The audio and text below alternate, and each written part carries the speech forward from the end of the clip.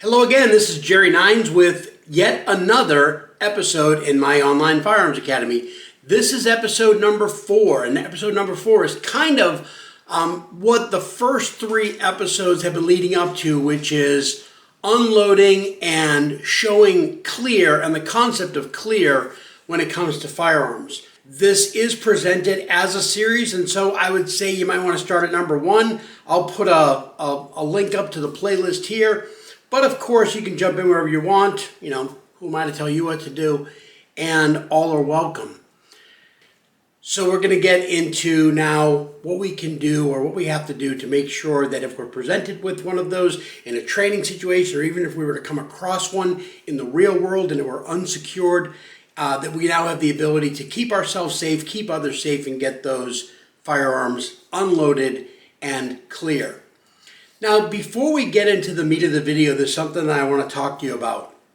And that is, do you enjoy these videos enough to buy me a cup of coffee? The reality is, the sad reality is that all these videos cost money. I'm not going to go into this as a whole big song and dance, but I am going to put something down below that is a link to my Patreon site.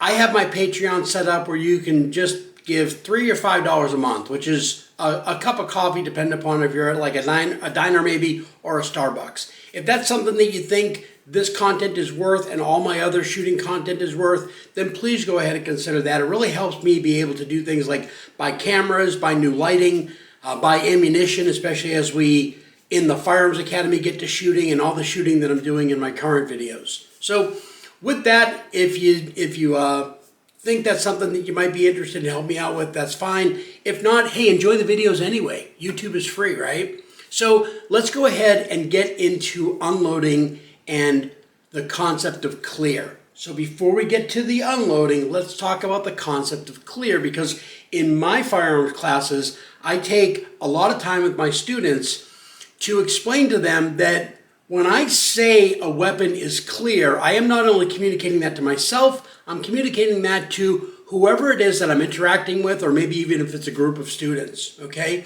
And I don't want to overstate it, but I talk about the concept of clear as a sacred covenant between those two entities, myself and another person, or myself and a group, or those people and myself, depending upon who's beginning the activity. What do I mean by clear? Well, we're going to go ahead and we're going to grab a revolver. As always, our firearms are checked before they come into the studio, but this firearm is in fact empty. We can see that all the chambers within the cylinder don't have any cartridges in them. But when I go ahead and I check a firearm and I unload it, or even just verify that it's empty, I then say to myself, clear. Now, do I always say it out loud? No, because I'm not crazy, but I do say it, at least to myself. I go, yep, clear, in my head.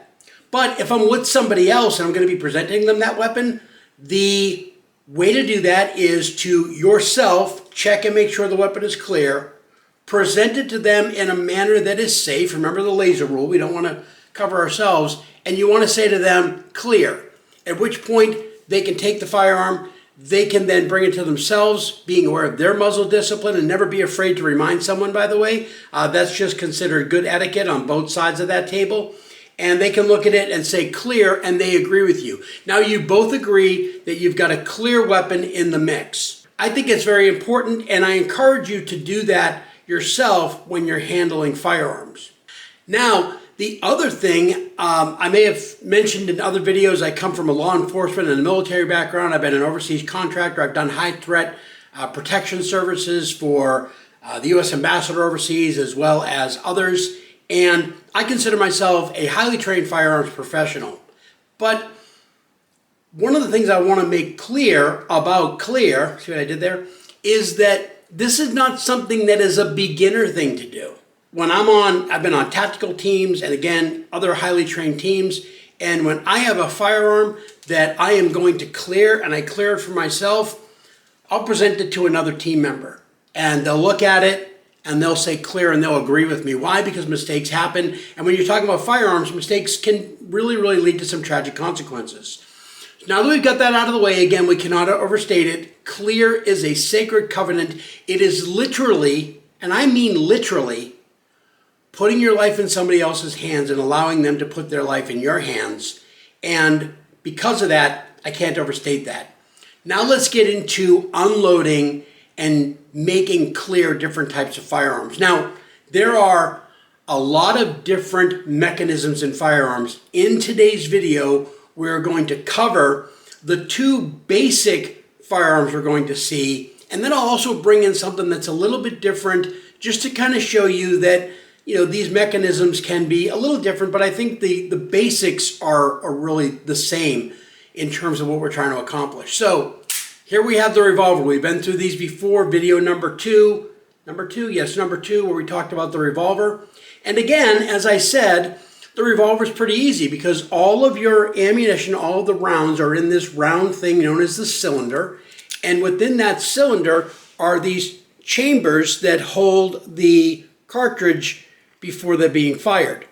So what that means is that all I have to do to clear a revolver is open up the cylinder. In this case, as mentioned before, it's a Smith & Wesson. I'm going to push that forward. Your mileage may vary depending upon the types of revolver that you're working with. We sling that out. That just swings right out. And then we would just simply let gravity be our friend, tip the muzzle to the sky. The rounds or cartridges will fall out. We do have this ejector rod, which again, the majority of our revolvers will have, which can go ahead and assist that extractor star in getting those either live cartridges or empty shell cases out. Whether that's on the ground, which is a pretty good tactical move, or in your hand, depending upon the type of shooting you're doing, get those out of the gun. Then you look at it and you visually and physically inspect those chambers, okay? You may have noticed that each time I look, and I always look for, this is a 5-shot revolver, many revolvers are 6-shot revolvers, and so I always say, how many empty holes do I have? 1, 2, 3, 4, 5, and then I actually just run my finger around it really quickly. Is this being pedantic? No, it's being safe. Physically and visually inspect. With revolvers, the physical inspection takes about 1/8 of a second. Here is a revolver that has a slightly different mechanism in terms of how we get it unloaded and therefore show clear. We don't have a latch on the side that we can push or pull or tug on in order to get the cylinder open. Instead, there's a latch up top here, and when I activate that latch, the entire barrel assembly and the entire cylinder assembly all swing out of the way. And then you might also have noticed that when I do that, the ejector star actually comes up and ejects the rounds. And so if I were to do that quickly, we would actually get a really nice ejection. So the principles are the same, right? We're getting the cylinder out of the way of the operating mechanism. We're making it so the gun cannot fire. And then we're getting those cartridges out of there, and then still the ability to physically and visually inspect for Thanks for watching this video of my online Firearms Academy, a series of videos designed to educate. I'm going to be linking the next video in the series here so that you can watch it. And again, thanks for your time.